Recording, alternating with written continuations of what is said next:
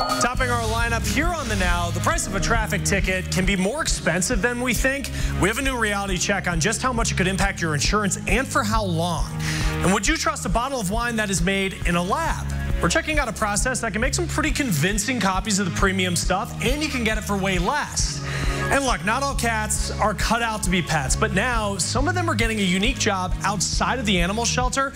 And ahead here on The Now, the important work that they're doing for business owners. A lot to get to. Thanks, Chris. You're watching The Now Indy on RTV6. I'm Amanda Starantino. The 4th of July holiday means fireworks, fireworks, and more fireworks. And this can be terrifying for the four-legged friends in your family, especially your dogs. And if your pet is scared enough by fireworks going off, they may run off to get away from that sound. So you want to make sure your dog or cat cannot escape your yard or home. So right now, it's extremely stressful for animals because fireworks are pretty much going off all month. We like to keep animals inside as much as possible at night, just so that they're not getting loose or anything.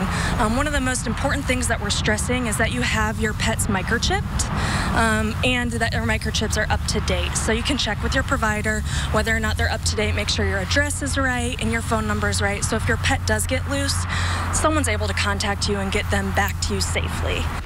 And another thing to remember, keep the atmosphere in your home okay for your pet. You may want to dim lighting and play music to drown out the firework noise. Just make sure your home is a safe space for your pet. Also, your dog may feel safe by wearing a thunder shirt, and treats, I mean, come on, treats can always work to calm down your pets too.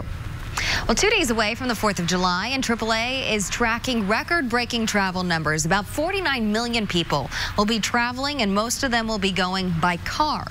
AAA is expecting 41 million Americans to drive, and the agency says that would be a record. Tomorrow is supposed to be the busiest of the week on the road, so it will be the worst day to be behind the wheel. The good news is when you return home or drive around Indy this weekend, there will be no interstate construction to cause you any trouble there. Kyle. That makes the 4th all that much more enjoyable, doesn't it? No road construction. And you can see there on Monument Circle, we're in good shape this afternoon. Yeah, it is a toasty one once again. We've got some downpours. The closest one to downtown in southern Hamilton County. We'll take you on a bit of a radar tour right now. Take you up into White County first. Some thunderstorms going around Monon. These are moving to the east. Nothing that's severe out there. Again, it's going to be some heavy rainfall, possibly some gusty winds, and that lightning that's the main issue. Had some damage around the Muncie area at some apartments there, and we've got another thunderstorm that's moving through, another one in Newcastle. All of these are tracking to the east, and there you can see around Carmel, one little downpour, and also on the east side of Indy along I-70 moving toward Greenfield. A couple more of these just popping up with the heat of the afternoon in portions of Jackson County and also into Putnam County. Right now, those temperatures, yeah, they're still in the 90s. 92 in Indy, 94 in Kokomo. We'll talk about how hot it will be tomorrow in a few minutes. Chris? Today, we're getting a warning about scams before they even happen. This newest scam is disguised as a message from the government, and Jace Larson's here with the information you need to know. Hey, Chris, the Federal Trade Commission believes that we're about to see even more scams this 4th of July. And these scams are likely to follow a trend that we've been seeing a lot lately. Most complaints to the FTC have been about con artists who pretend to be with the government. Some might pretend to be with the Social Security Administration, others with the IRS. Usually, victims are told that their Social Security number has been suspended or that they owe taxes and they're going to be arrested if they don't pay. Well, the FTC says, first of all, Social Security numbers never get suspended. Second, if they're asking you to pay with a gift card, that is a dead giveaway that it's a scam. And here's a few other things to note. You don't want to trust the caller ID. Phone numbers can be faked these days. So just because a phone call appears to be from a government agency does not mean that it actually is. Also, as I mentioned, never pay with a gift card because once you do, that money is gone. And if you're suspicious of a call, hang up. Then go look up the number to that government agency and call them back. That way you can confirm that they're actually trying to reach you. All right, good information, Jace. Thank you. And generic drugs may cost seniors more than actual brand name drugs. A new study from Health Affairs shows that this is affecting people who are signed up for Medicare. Researchers say generics end up with a higher price because brand name companies pay for the coverage gap in the pricing system. Generics don't do that. The study found that patients who are taking the most expensive drugs would save more by using brand names. Let's turn to a recall that starts our Now newsfeed. Listeria concerns forcing packaged veggies to be pulled back. Some of the products are from Green Giant, Trader Joe's, and Signature Farms. The manufacturer recalling the product says the veggies have a best buy date of June 26th and 29th of this year. House Democrats are suing the Trump administration for the president's tax returns. The IRS and Treasury Department have denied Democrats' attempts so far. The Trump administration is dismissing attempts to get those returns as a political stunt. Several companies are urging the Supreme Court to rule that federal law protects transgender and gay workers from discrimination. Now, the Supreme Court is expected to hear cases, including one brought by a transgender woman who was fired from her job when she told her boss that she planned to go through gender transition. Let's get back to our lineup. And the price of a traffic ticket, well, it can be higher than we think. We have a new reality check on just how much it could impact your insurance and for how long. With all the details. Welcome back to the Now Indy on RTV6. South Bend Mayor and Democratic presidential candidate Pete Buttigieg says South Bend will start a process that will examine the city police department's use of force and other policies after the fatal shooting of a black man by a white officer. Buttigieg also says he has invited the Justice Department to have a dialogue about any ways they can be helpful to the community. The presidential candidate is also making it clear the community will have chances to weigh in on that matter. Buttigieg has been criticized by some in the city following Eric Logan's June 16th death. Police have said the 54-year-old Logan was armed with a knife when he approached Sergeant Ryan O'Neill, who shot him. O'Neill is on paid administrative leave. A lot of people hitting the road for the 4th of July, so you can expect more crashes and more law enforcement patrolling. Now, not only is your safety at risk, your money is as well. So we're going to bring in Andy Taylor to break this down. Tickets for crashes and other violations alone, they're expensive. And then your car insurance typically goes up after that, too. Auto policy comparison website, thezebra.com, found on average the most serious violations can cause your next insurance policy to go up between $300 and $1,200. And we're talking DUI, at-fault crashes, and speeding tickets. It's not just major incidences, though. Insurance companies also raise your rates for seemingly innocent tickets. Maybe it's driving too slow or failing to yield, and distracted driving can raise your rates by hundreds. Even not wearing your seatbelt can. Those rate increases can last for 3 years. No matter your driving habits, it can pay to shop a third-party vendor for a cheaper auto insurance. I think people get a little bit comfortable with car insurance. It's not something that they want to deal with. They don't want to have to go and, search for car insurance companies, compare a bunch of different policies, call up different agents all the time. And they don't really know that there are services out there that do all of this for them. A lapse in car insurance coverage also leads to higher rates. Another thing to consider is this vehicle. It's the vehicle itself. Some vehicles get into more accidents and have higher payouts for each accident. So it's not always luxury and sports cars that cost more to insure. Several hybrid cars like Kia, Hyundai, and Nissan models all made the top 25 list of most expensive cars for insurance, according to 24/7 Wall Street. Now, the Mitsubishi Lancer, a car that cost less than 20 grand, was the fourth most expensive car to insure, only behind the Tesla and Mercedes. A lot of crossover vehicles were among the top 25 least expensive models to insure, including several Subaru and Honda models. Some small and full-size trucks were also on the cheaper side for insurance. All right, Annie, thank you. It's still ahead in our lineup here on the Now. We're going to take you where wine is being made in a lab, not a vineyard, and how it's creating premium varieties at half the price. Only on RTV6 News.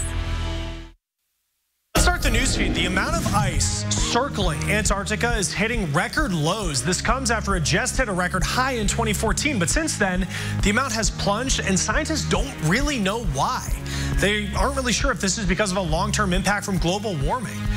Right here, not exactly the kind of fried seafood that you're looking for. California, it is so hot that seafood is actually cooking on its own. A researcher north of San Francisco took this picture of mussels frying to death. They say tens of thousands of dead mussels cooked in their shells.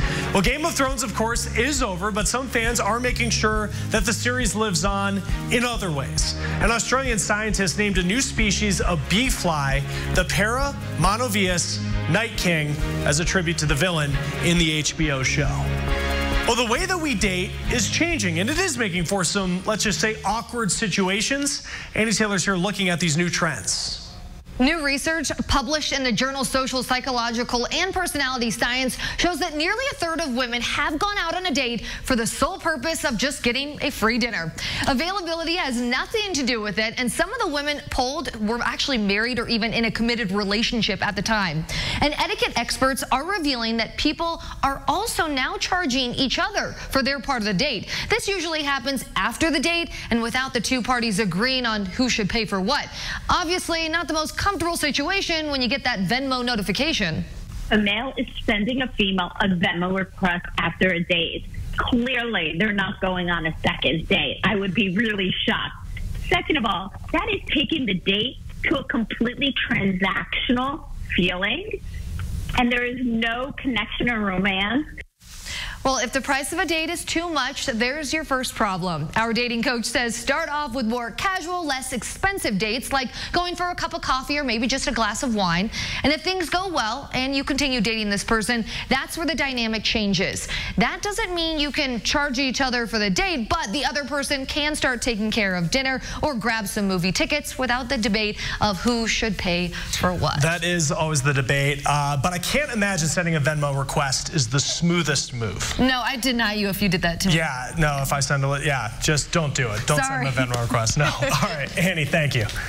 Yeah, definitely don't do that. And it seems to happen all the time. We're giving someone money. Maybe we need to pay our friends or family back for something, or maybe we're giving cash as part of a birthday gift. Instead of writing checks or handing over cash, millions of people are now turning to personal transfer services like Venmo or Zelle. But which is best to use? Working for you, John Matarese compares the big three services so you don't waste your money. When it comes time to pitching in on a restaurant tab or sending $20 to a friend, cash is no longer king, at least with the younger crowd. Mobile payments are everything now, but which service is best? Splitting the bill, paying with hard cash is so yesterday. Now millions of people pay with Venmo, Zelle, or the Cash App. But Money Magazine says there are differences.